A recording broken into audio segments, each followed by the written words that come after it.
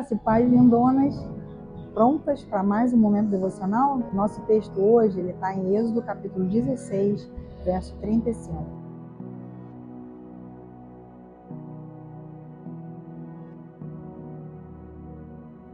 E nosso tema hoje é: está pronta para a segunda fase? Como vocês sabem, o Êxodo ele vai cobrir toda a história do povo na peregrinação do deserto, né? E enquanto eles estavam no deserto, Deus cuidou de cada detalhe. Você já reparou que é bem assim? Quando a gente precisa muito e não tem de onde tirar, o Senhor ele vai fazer milagres. Ele vai nos dar água da rocha. Mas quando a gente tem condições, você já percebeu que a coisa muda de figura? Então, a primeira fase é para todos. A chamada inicial de Deus, o contato inicial com a palavra. Você já reparou que novo convertido, normalmente acontece assim, ele chega num lugar e alguém vai e revela alguma coisa para ele. Alguém vem e dá uma palavra dentro de um versículo bíblico mesmo para ele. É muito comum isso, na pregação, Deus direcionar uma frase estratégica para um novo convertido. Ah, peraí, mas ele só fala com o novo convertido? Claro que não.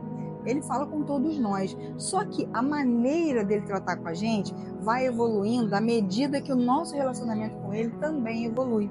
Por isso há pessoas que não crescem.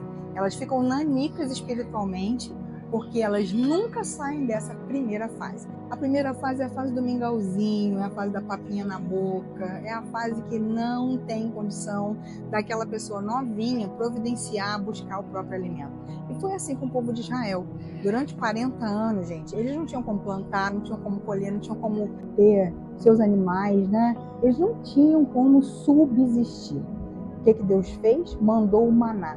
O maná era uma sementinha, uma espécie de sementinha, um grãozinho, que era mandado literalmente do céu para todos eles.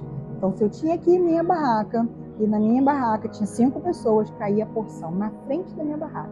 Todas as madrugadas caía lá. De manhã, quando eu acordava, eu dava de cara com aquela porção do maná. Exatamente o que a minha família precisaria para se alimentar naquele dia. Então, a misericórdia, a graça do Senhor todos os dias foi experimentada, porque eles não tinham outra forma de subsistir. Foram 40 anos. E o texto que nós lemos hoje, ele vai falar exatamente isso. Enquanto eles estavam na peregrinação, todos os dias houve maná. Mas chegou um momento, esse comentário é feito aqui nesse capítulo, embora o resto do livro de Êxodo todo, eles ainda vão aparecer peregrinando, né? Mas Moisés, quando registrou isso, ele disse que até chegar no limiar da cidade, a primeira cidade a ser conquistada, eles tiveram maná. E aí a palavra vai registrar assim: e o maná cessou. É para ficar bem claro que maná é milagre, mas a lei, a regra, é a lei da semeadura. Então eu tenho livramentos, eu tenho milagres, eu tenho intervenções divinas? Sim, mas existe uma regra. E a regra que não é modificada de forma nenhuma é a lei da semeadura. Se eu quero colher, eu preciso plantar. E a segunda fase é uma chamada à responsabilidade. Responsabilidade pela sua vida, responsabilidade pela sua casa, responsabilidade pelo seu desenvolvimento. A segunda fase, aí já não é mais para qualquer um. Então preste atenção, 40 anos pode até parecer muita coisa, não é? Mas 40 anos foi só o tempo do milagre do maná. Depois desse tempo que eles entraram na terra, a fase foi outra. Foi a fase de cada um buscar o seu próprio sustento.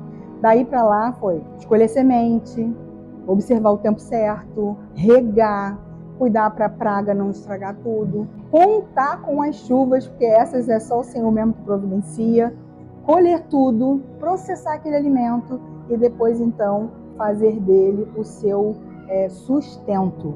Esse é o processo de Deus. Ele nos dá a princípio porque ele sabe que nós não temos condição.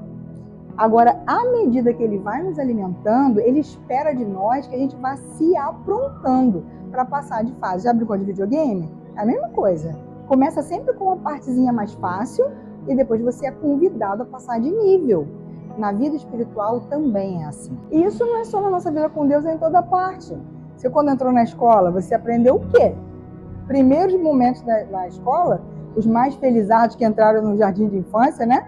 É massinha, é brincadeira, tudo isso é lúdico, tudo isso tem um objetivo, não é? Não é para passar tempo, todas as brincadeiras têm um objetivo, mas você precisa aprender e mudar de fase. Aí vem o cobrir, o ligar os pontinhos, aí começam a aparecer as letrinhas, enfim, você é alfabetizado, você vai tendo mais capacidade, vai criando, e a matemática é a mesma coisa, você aprende os primeiros números, depois as operações básicas, e depois aparece a nossa amiga querida, amada, equação do segundo grau, que nos acompanha até o final, não é isso? Tudo no seu tempo, mas nunca podemos parar na primeira fase. A primeira fase é para todos, mas a segunda fase é só para os maduros. No casamento, primeiro é a lua de mel, mas o casamento mesmo é o dia a dia, não é verdade? Quando você vai buscar uma profissão, você vai fazer a faculdade, o pessoal se descabela na hora das provas. Mal sabem eles que isso é só o começo. O negócio vai ficar bom mesmo quando você for para o mercado de trabalho. Aí sim, você vai ter saudade daquele professor chato, daquelas provas complicadas. Isso é só o começo. E na vida, de um modo geral, quando a gente é bebezinho, mamãe faz tudo por nós, mas a gente vai crescendo. E espero que não tenha nenhum marmanjo aí escutando isso aí, que a mamãe ainda tira o espinho do peixe, né? A espinha do peixe, que ainda corta o bifinho, que ainda lava a roupinha, arruma a caminha do filhinho ou da filhinha. Porque se a gente continua tratando o outro como criança, ele nunca cresce. E é por isso que o Papai do Céu faz cessar o nosso maná. Cessando o maná, nós precisamos aprender a plantar e a colher. E quem sabe você que está me ouvindo agora, está sendo convidado pelo Senhor justamente agora, no início dessa jornada, a começar a se responsabilizar pela sua jornada. É isso mesmo. O maná vai cessar, querida.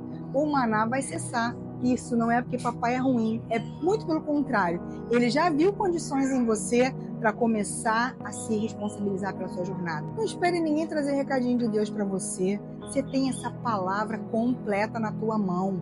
Não espere ninguém te convidar para fazer parte de uma reunião, assim, um assado. Busque ao Senhor. Você está sendo convidado a passar de nível, a ir para uma outra fase. E aí, preparada para a segunda fase?